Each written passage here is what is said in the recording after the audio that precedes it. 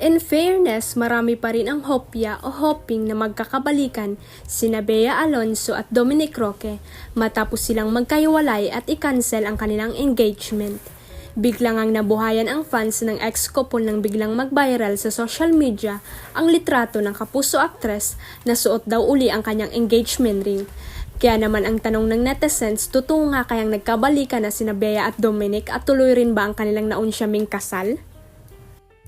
Sa Instagram page kasi ni Bea ay makikita ang isang video slideshow kung saan makikita ang mga litrato ni Bea na kuha sa pictorial ng ine-endorso niyang skincare brand.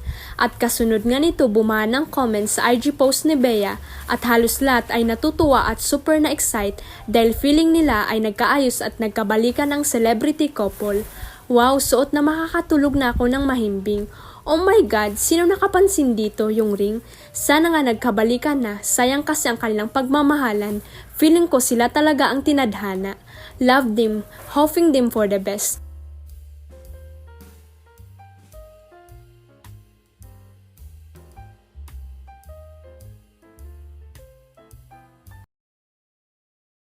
Huwag kalimutang i-click ang subscribe button at i-ring ang notification bell para sa latest at legit chika updates.